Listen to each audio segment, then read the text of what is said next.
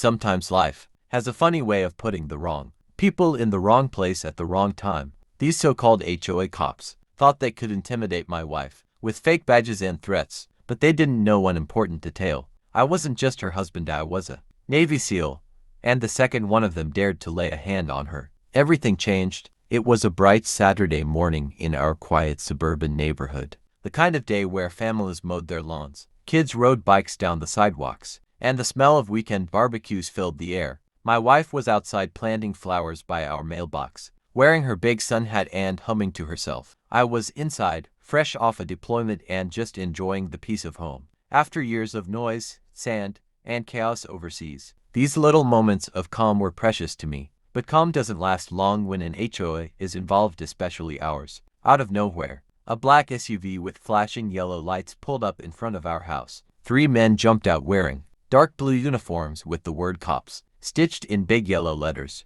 The problem? They weren't real police. These were the HOA's self-proclaimed security officers, wannabe enforcers who thought badges from Amazon gave them authority. They strutted down the sidewalk like they owned it, glaring at my wife as if she had committed a crime. One of them barked, "Ma'am, this flower bed violates HOA Code 47B. You'll need to remove it immediately." My wife blinked, confused but polite. "Excuse me, these are just flowers. What's the problem?" Instead of explaining, the so-called leader puffed out his chest and stepped closer. "Don't get smart with me. We make the rules here. You either comply, or we'll fine you into the ground." His buddies chuckled behind him, arms folded like they were part of some street gang. My wife stayed calm, but she wasn't someone to be easily bullied. She crossed her arms and said, "I'll be happy to talk to the real HOA president about this. Until then, I'll keep my flowers." That's when things turned ugly. The leader's face twisted with rage. He shouted, "Don't disrespect us. We're the law here." And before she could react, he raised his hand and slapped her across the cheek. The sound echoed across the street. Neighbors gasped from their porches. My wife stumbled back, her hand flying to her face. That's when I stepped outside. I had heard the shouting from inside, but when I saw my wife standing there with tears in her eyes and a red mark on her cheek, something inside me snapped. I walked calmly but firmly toward them, my t-shirt stretched across my shoulders, the words Navy SEAL printed in bold yellow across the back. The fake cops turned to face me, but I could already see the nervous flicker in their eyes. They had no idea who they had just messed with. I locked eyes with the leader and said in a low, steady voice, "You put your hands on my wife." He tried to play it cool, sneering. "Yeah, I did. So what? What are you gonna do about it?" Wrong answer. I stepped closer until I was nose to nose with him. My training kicked in, my breathing slowed, and every muscle in my body was ready. His 2 buddies shifted uneasily, one gripping a baton, the other fiddling with a pair of handcuffs.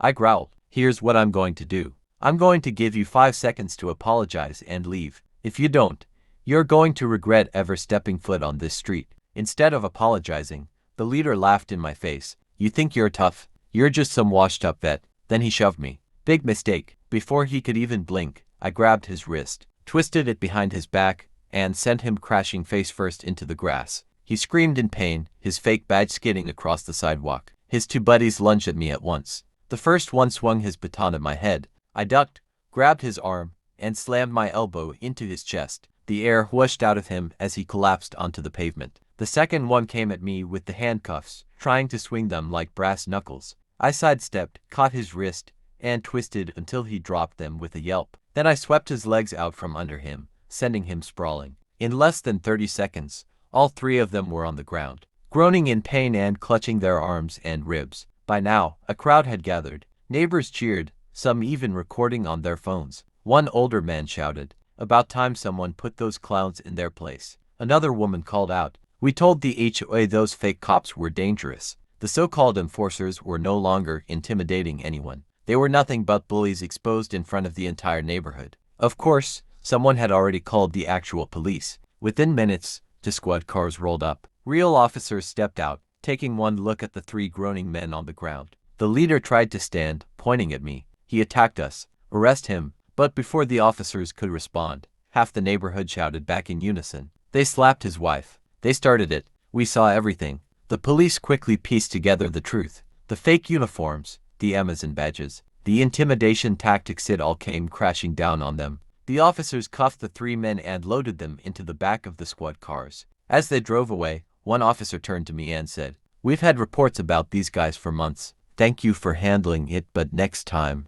let us do the punching." I smiled and replied, "Next time, tell them not to lay a hand on my wife." My wife came up beside me, her hand still tender from the slap. I wrapped my arm around her and kissed her forehead. The neighbors applauded, some even chanting my name. For the first time in weeks, the HOA bullies were gone and they weren't coming back. Here's the thing about people who abuse power. It's all an act. Take away the costumes, the fake badges, the loud voices, and they're nothing but cowards. But when you stand up to them, when you expose them for what they are, they fall apart. Those men thought they could intimidate my wife. They thought they could play cops and get away with it. But they forgot one thing.